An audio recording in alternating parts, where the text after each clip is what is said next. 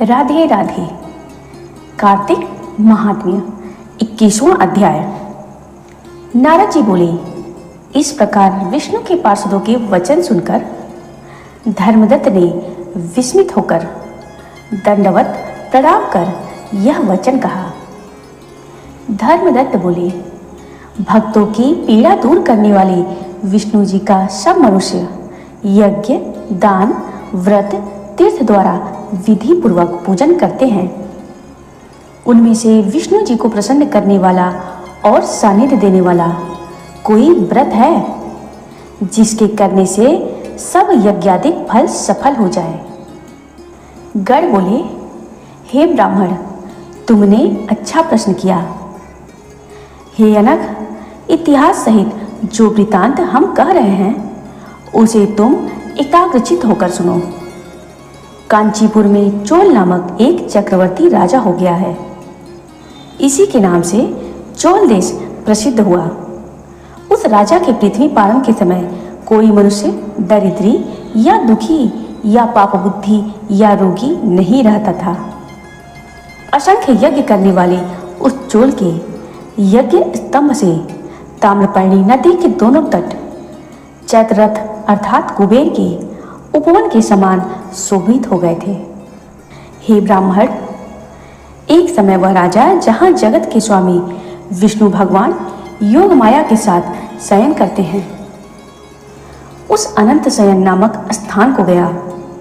वहां उसने श्रीपति भगवान का दिव्य मणियों और मोतियों तथा शोभायमान स्वर्ण के फूलों से पूजन किया। फिर भूमि में दंडवत प्रणाम करके वहीं बैठ गया। तब उसने देव के समीप आते हुए एक ब्राह्मण को देखा। वह देव पूजा के निमित्त हाथ में तुलसी और जल लिए था और कांचीपुरी का ही रहने वाला था तथा विष्णुदास उसका नाम था। उस ब्रह्मर्षि ने वहां जाकर विष्णु सूक्त से स्नान कराया और तुलसी की मंजरी तथा तुलसी पत्र से भगवान का पूजन किया। उस ब्राह्मण की तुलसी पूजा से पहले की हुई अपनी रत्नों की पूजा ढके देख राजा ने क्रोधित होकर कहा। राजा चोल बोला, यहाँ माणिक्य और स्वर्ण से की गई मेरी पूजा को तुमने तुलसी दल से क्यों आच्छादित कर दिया, अर्थात क्यों तुमने ढक दिया? तू विष्णु की भक्ति को नहीं जानने वाला ढोंगी है, यह मैं जानता हूँ। तूने अति शोभायुक्त मेरी पूजा ढाक दी है। उसने भी चोल राजा की गौरव को न मानकर कहा।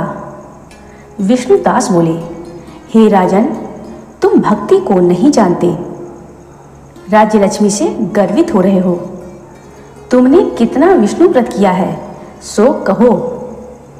गण बोले, उस ब्राह्मण के वचन को सुनकर वह निपश्रेष्ठ हंसकर विष्णुदास से गर्वयुक्त वचन बोला। राजा बोला, हे ब्राह्मण, यदि तू विष्णु भक्ति से अति गर्वित है तो तुझ दरिद्री और निर्धन की भक्ति ही कितनी है। विष्णु को संतुष्ट करने वाले यज्ञ दान तूने किए, और हे ब्राह्मण, तूने कहीं देवालय भी नहीं बनवाया, तब तुझे यह भक्ति का घमंड क्यों है? हे ब्राह्मण, इस समय सब ब्राह्मण मेरा वचन सुने। अब तुम सब देखो कि ब्राह्मण अथवा मैं विष्णु के साक्षात्कार को प्राप्त होऊंगा। हे ब्राह्मणों, तब तुम सब हम दोनों की भक्ति को जानोगे। गण बोले, ऐसा कहकर वह राजा अपने राजभवन को चला गया और मुग्दल ऋषि को आचार्य बनाकर विष्णु संबंधी यज्ञ आरंभ कर दिया। वह यज्ञ कैसा था कि जिसमें ऋषियों के समूह स्थित थे, जिसमें बहुत सा अन्न, बहुत सी दक्षिणा और संपत्ति विद्यमान थी। अन्न व्रत को उन्होंने पहले गया क्षेत्र में किया था।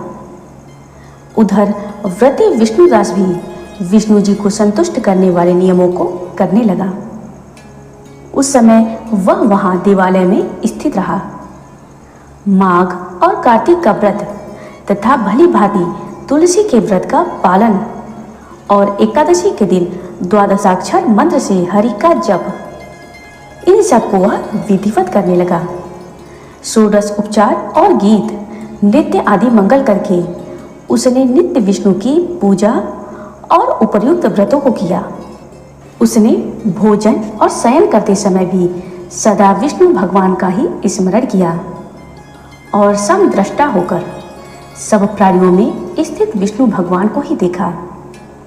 उसने विष्णु की प्रसन्नता के निमित्त माघ तथा कार्तिक के विशेष नियमों का पालन तथा उद्यापन भी किया।